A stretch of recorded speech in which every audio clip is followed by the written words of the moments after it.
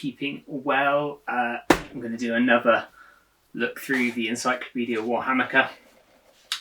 And the next volume in our series is Volume 3A, Realms. This is Realms of Chaos, The Lost and the Damned, Slaves to Darkness, and also in the middle here, Warhammer Siege. But I have already covered this volume. We already did a video on binding this volume and what's in it. And I've also already done a comparison between the original Realm of Chaos books and the reprints, which is what I found into this copy. So we're going to skip through this one. Do dig out those videos if Realm of Chaos interests you, which you should do, because Realm of Chaos is cool. It is the coolest of Warhammer books and the most unfathomable of Warhammer books, and you should definitely check it out if you haven't already got one, haven't already looked at it. But I'm going to put that back in the bookcase. And instead, what we are going to look at is Volume 4. This is going to be called Redhammer, and it has a suitably red leather spine here. And this is 4th edition Warhammer. As you can see in the spine, 1992 to 1996 are the years. And let's take a look at what's inside this mighty tome. Here we go. Now on the cover here, don't know if you're able to see, it's quite faint. We have the map from 4th edition. Doesn't vary too much from the map from 5th edition, but it's a bit nicer drawn, maybe just a bit of a different artwork anyway.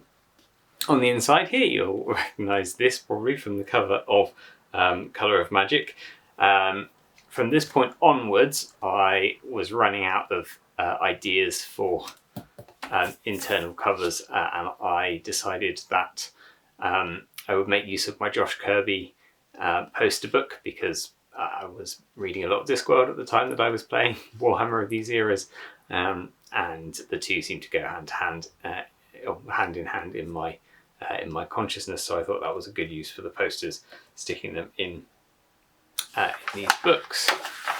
This volume opens up with the How to Play Warhammer Quick Start Guide, the High Elf versus the Goblin, and this was my first experience of Warhammer. They had this guide on the counter of the local toy shop, a couple of villages over from me, and we used this to play Warhammer probably for the first 6 months of playing. Basically, all sides counted as high elves or goblins, regardless of what we were fighting with, because we didn't have access to a Games Workshop to learn the proper rules. We didn't have access to the box. As I mentioned in one of the previous videos, we did then get hold of a 3rd edition rulebook, and then the 5th edition set came out, and that was the first set that I actually bought and learned to play from that. But there you go. I wanted to put that in there as a first experience of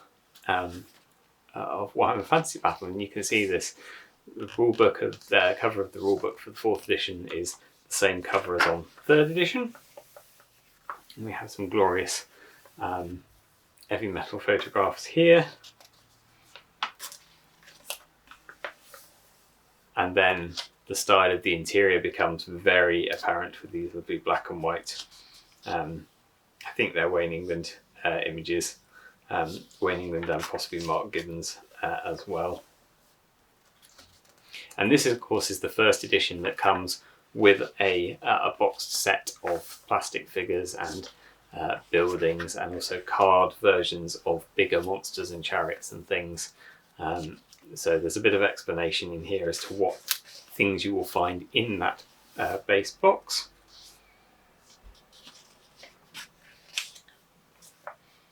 It's a chart for randomly generating terrain, and a d6 roll in this case to determine how many turns the game is going to last, 4 turns, 5 turns or 6 turns, and that's framed in terms of daylight remaining, space remaining for the battle to be finished. And so you'll see 4, 5 or 6 turns becomes the standard way of ending a game of Warhammer. whereas that hasn't been specifically framed previously. And then the victory conditions: 1 victory point for each 100 points or part of the unit cost destroyed or routed. A victory point for each full quarter table wholly occupied by your troops, just your troops. 1 victory point for slaying the enemy general, and 1 victory point for capturing the army battle standard. And that's your basic objectives for every battle, certainly in this basic form from the box game. Characteristics haven't changed largely, except that we're now down to the standard 8 characteristics: move, weapon skill, ballistic skill, strength, toughness, 9, wounds, initiative, attacks, your 8 basic, and then all of your psychology characteristics now reduced into 1 leadership value. No more cool, no more willpower. Everything is now on leadership. Armor works in the same way. Units form up in the same way, minimum frontage of 4. The turn sequence is movement, shooting, close combat, magic. So, as you can see, there's no reserve move phase now, that's dropped out. And in the magic phase, all wizards can cast spells. In close combat phase, everyone in close combat fights. And then movement and shooting is the player whose turn it currently is.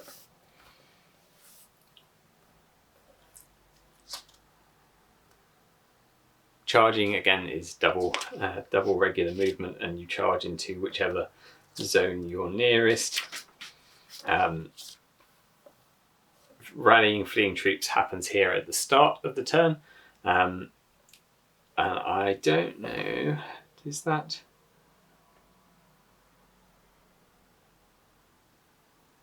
Yes, so I believe you can, if you're routed in close combat, I believe you can rally immediately in the next turn. So if you're routed in your opponent's turn, there's a chance that you could rally straight away, but then you spend that turn reforming. Moving works in very much the same way, except you'll notice that there isn't, although there is changing of formation and wheeling and snaking here, there isn't quite the significant range of different formations and manoeuvres that are included in the 3rd edition book. Firing arc again is to the front. It's a nice Paul Bonner illustration, some orcs there. Hitting the target, it doesn't change. Ballistic skill of 3 as standard is a 4-up hit. Your modifiers here are shooting at a large target whilst moving, at a charging enemy at long range, at a character model, at a model behind soft cover and a model behind hard cover. So you're no longer at a negative if you fear the model that you are shooting at. And here the wound chart is still on. Even strength and toughness is 4s. Lesser or greater by 1 point is 3s or 5s, and then anything below that is a 2. Anything above that is a 6, but you've still got this nice zone here of not possible. Basically, if your strength is less than half the target's toughness, then you can't wound it.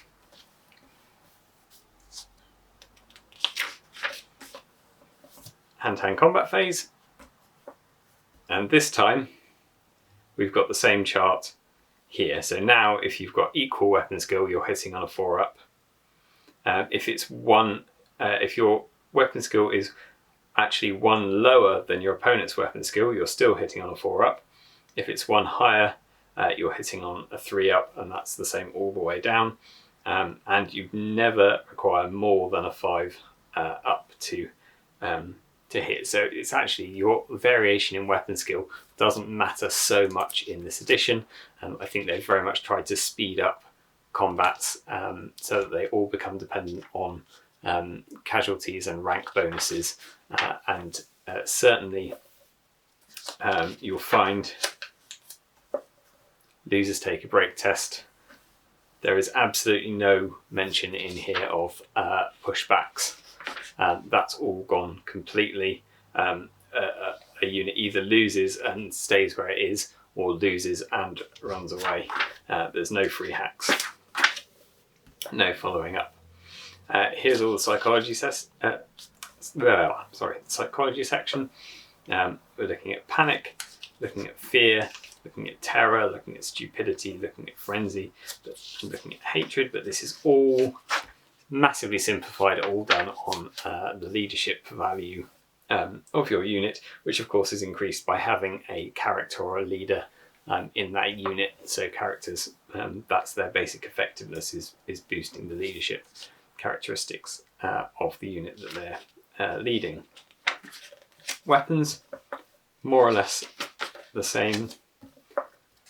Discussion of heroes and wizards and special characters. Some nicely painted examples of the kind of models that you are getting in the box. The plastic ones, certainly, these guys. Love to see these night goblins here, because there we go. There's one of mine that I'm working on currently, not with a black robe, but nice to see these classic goblins, my favourite goblins, in use. There's a quick painting guide for painting skeletons, which is weird because there aren't any skeletons in the box, but there you go. Some older Goblin Fanatics on the table here. A few sample pictures of course, some older models, because this is right at the beginning of 4th. Lots of stuff hasn't had its latest iteration of models out just yet. Discussion on monsters, which of course are a huge thing in 4th edition. Monsters and characters is one of the things that 4th and 5th edition are largely known for. Discussion on chariots, including the classic pump wagon. Discussion on war machines, which work in much the same way. Cannons fire and then you roll to randomise how far they bounce. Bolt throwers fire in a straight line right through everything in front of them. Warp fire throwers and Jezzails crop up here. And I think stone throwers was further back there, was it? Yeah, okay, stone throwers right at the beginning. Fire and then they deviate with this new device, which was included in the 4th edition box, the scatter dice. And of course you've got the artillery dice that you're rolling here with the chance of a misfire instead of a regular dice. So no more of this clock face stuff, and specific specific dice for both of those rolls. Standards give you a bonus to your combat score at the end of close combat. Musicians help you move around, and of course you have the chance of magical instruments and magical standards, which are another thing that 4th edition and 5th edition do an awful lot. Lots of magic, lots and lots and lots of magic. Some special rules about demons here, and then we are into the magic section. Oh no, sorry, that's only a short discussion. Only a short discussion of magic there. Because of course a lot of the magic from this edition was in battle magic and its successors later in this edition as supplements. And then some basic point values for you. And a bestiary, which contains a nice map, the one that's on the cover, in fact. Oh no, this is just a map of the Empire. And then a discussion again of all of the types of creatures with their stats. So straight out of the box, using only this book, even though army lists are about to become a thing, and army books are about to become a thing, you don't need them to play with this edition. You get pretty much comprehensive basic lists for all of the armies in the back of the rulebook, which is nice, right?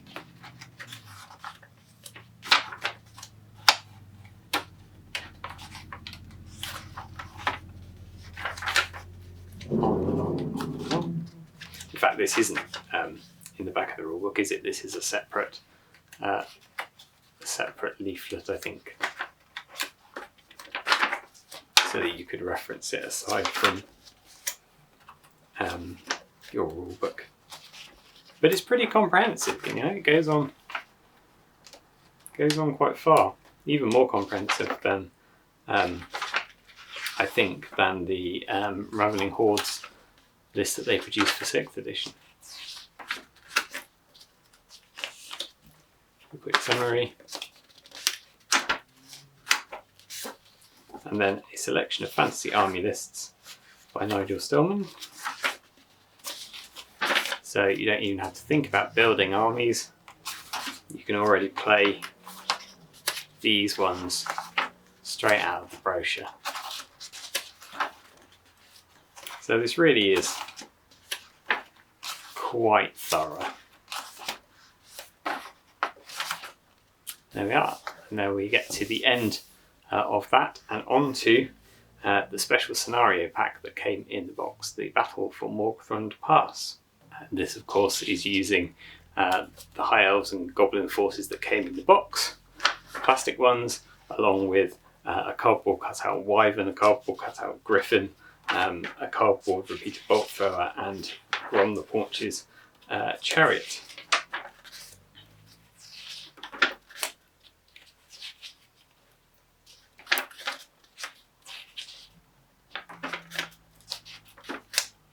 Yeah, just a single scenario.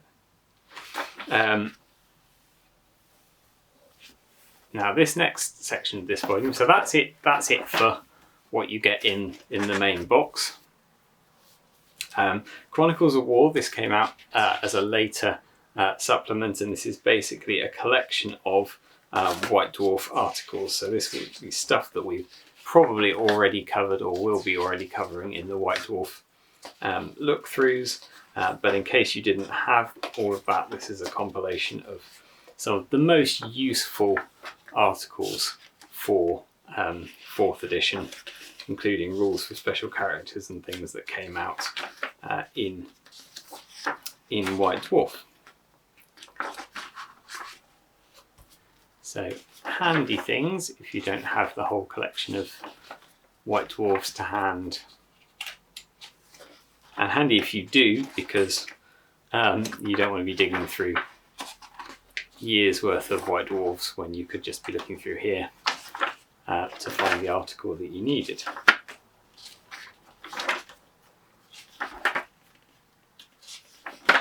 But we'll have covered this already with most of the Decades of Dwarf articles. So we'll skip through a lot of this.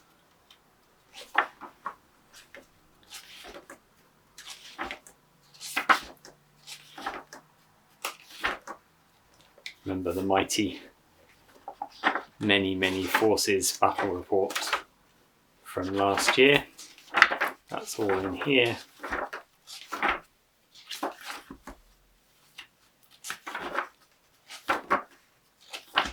Along with the follow-up articles.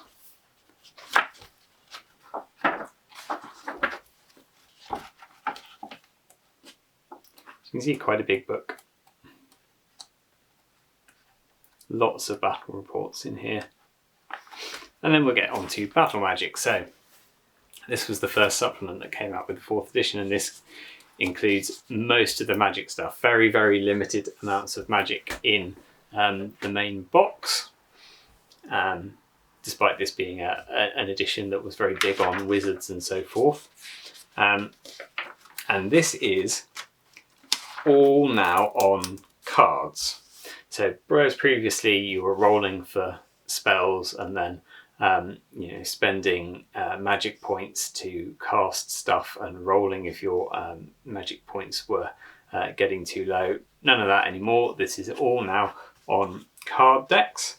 So you will pick your decks and you'll be randomly dealt magical spells. You can have stored spells in particular items and particular scrolls with you, but most of your spells will be dealt randomly, And then there's the thing called the Winds of Magic. Let's go through, first of all, here are all the colleges of magic. Dealing your spell cards, dealing priority, limitation spell cards, spell casting. So here you go. The player whose turn it is nominates one of his wizards and casts one of his spells. Wizards can only cast their own spells and not those of other wizards, so each wizard in the army has their own spell deck. Chooses a spell card, puts it face up on the table along with enough power cards to make it work. Every spell card requires at least one power card to make it work. Some require more. The number of power cards required to make a particular spell work is indicated on the spell card itself.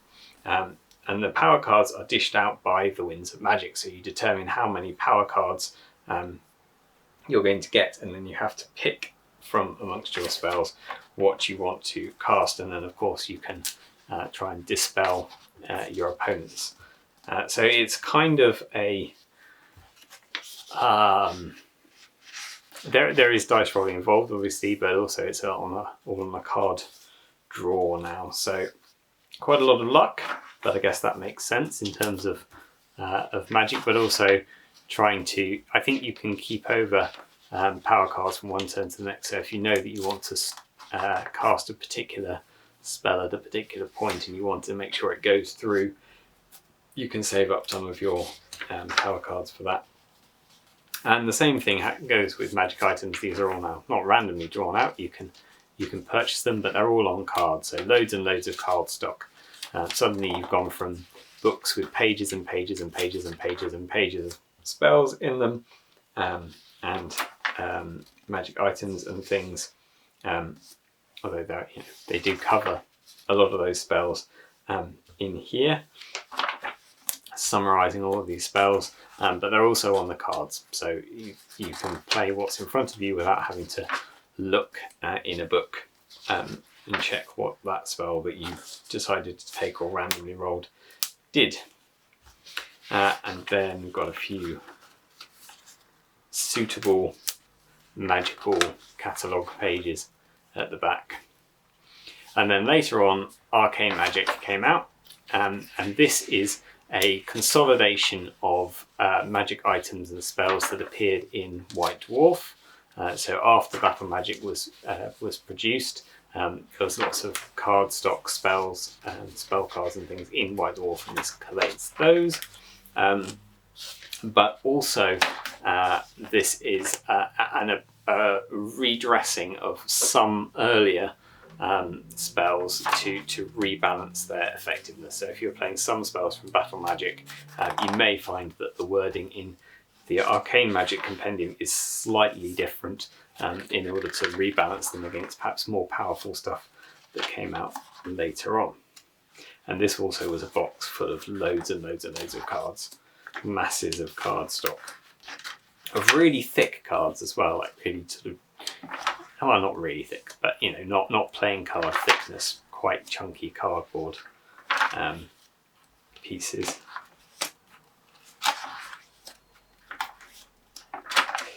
Then we've got in here the System Miniatures Painting Guide, another free giveaway on shop counters, but an entertaining read through, and I'm sure has provided inspiration and techniques for all of us at an early stage.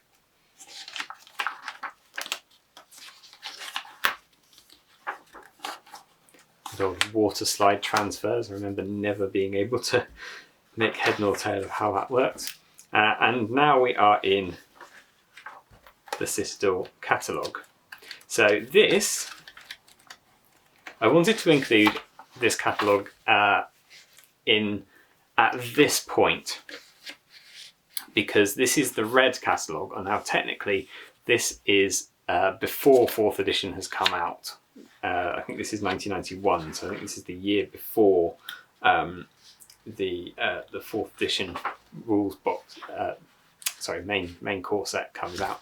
But I wanted to include this here, partly because size-wise it fitted better in here than it did in the previous volume. At this point, everything is now standardised A4 size, whereas previous editions have been in slightly varying sizes, but also I wanted to give a sense of what the range was like at this point, because as we go through the subsequent volumes, certainly with the army book volumes, they will have the catalogue pages for those armies in there. So this gives that whole 4th and 5th edition set, it's rounding out all of the miniatures that started and then the miniatures that came out and gradually replaced them. Now I remember looking through the Red catalogue in a Games Workshop store, many years into 5th edition, I think it even was, and thinking how cool these models looked. And they weren't the models that you could buy on the shelves at that point, they'd all been supplemented. So my love for old Hammer, as it were, for like the 3rd edition style of miniatures is not just nostalgia. It is partly nostalgia, but it's not just nostalgia. Like, I remember at the time thinking these models were a lot cooler than the models that were available on the shelf at the time. So I'd still get nostalgic for 4th and 5th edition figures, but it's not just the nostalgia that makes me think that these were better. I remember looking through them and thinking they had more style to them, more earthiness. They were a bit less kind of cartoon than the stuff that was around at the time. They felt a bit more solid, I guess. A bit more the fantasy that I had in my head and a bit less the fantasy that I had on the table.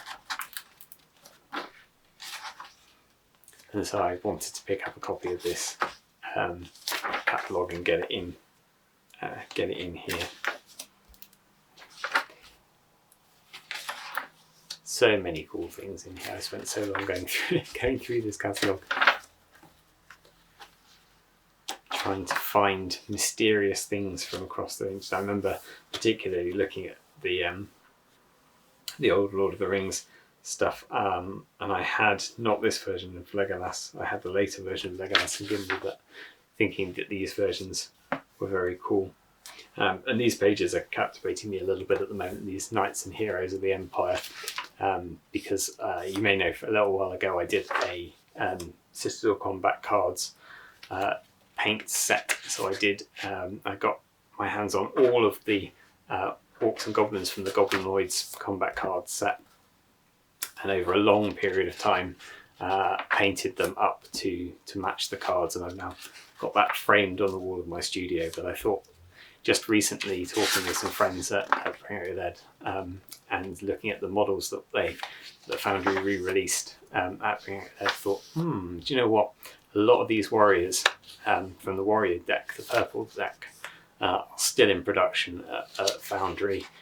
Some of the others are not the most expensive Citadel miniatures to get your hands on these days. Maybe I could do another painted set. It's a bit different because the Warriors set was never one that I had in my childhood, so I don't have that sort of nostalgic love for it. I had the Space War one and the Goblinoids one and the Chaos one, but I know that there are people out there who are doing the Space War one and the Chaos one currently, and the Warriors ones are easier to get hold of. So if I was going to do another paint through set, it would be those. But I think none of them, not even the Chaos ones, although there are these fantastic models in there, not even the Chaos ones are as well painted as the Goblinoids ones. I just think Fraser Gray's blending and colour choice and the shields and just the life in of the figures in that Goblinoids deck make them really stand out as the best combat cards set ever produced. Catalogue's still going. They had a lot of figures, didn't they? A lot of figures at this time.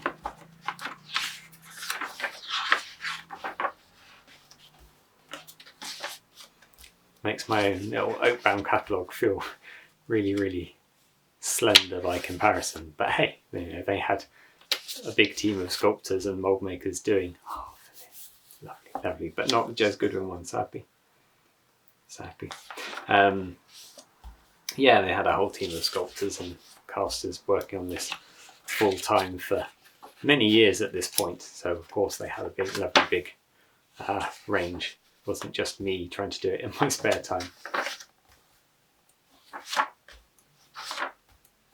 Anyway, you get the impression.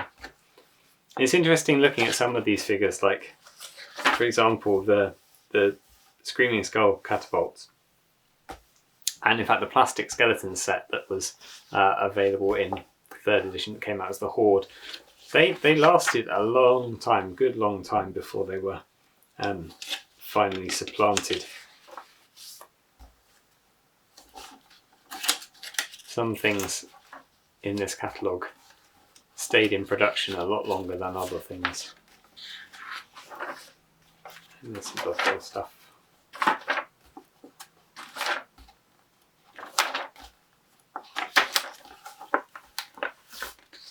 It's just a selection of plastic bases. Don't think I've ever seen a spaceship base. That's interesting.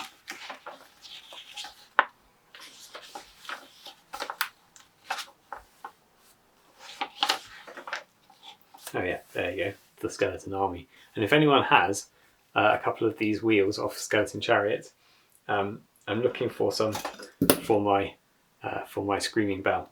So if anyone has any that they'd be willing to send me, very much appreciate a couple of wheels, with or without sides, off the Skeleton Chariot. And that's it.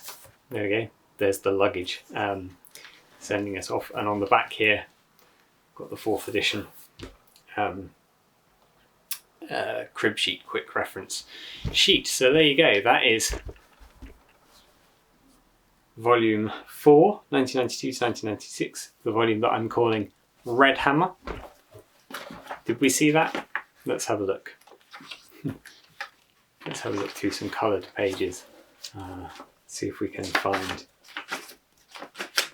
There you go. There's quite a lot of red there. Quite a lot of red there. Red and green are the complementary colours of the era, and the green being a bit pretty red, isn't it? The green being the colour of the backdrop. Everything else ended up being quite red. Quite red.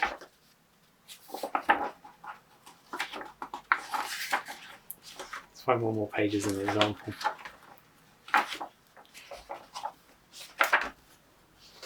It's quite red, isn't it? There's quite a lot of red going on. Anyway, quite a lot of red. So that's why this is called Redhammer. And you will say to me, but isn't it Middlehammer? And I will say to you, yes. Yes, in my estimation, this is Middlehammer, but this and 5th edition are what I would classify as Middlehammer. And 5th edition I haven't called Middlehammer either. But you can wait and see in a later video what I came up with for 5th edition. But yeah, this is what I would call the Middlehammer period, 4th and 5th, and then 6th onwards becomes kind of new hammer, or what are we calling it? Oop hammer. Oop hammer, out of production hammer. Good stuff. All right, I hope you've enjoyed that quick look through 4th edition. Let me know if you have any particular memories of this edition, or there's anything that you think that I should have said that is critical about the development of this edition. But it's very much built for speed as compared to the complexities of 3rd edition. Yeah, good. So I hope you enjoyed that. Join me next time for another video of something or other. Take care.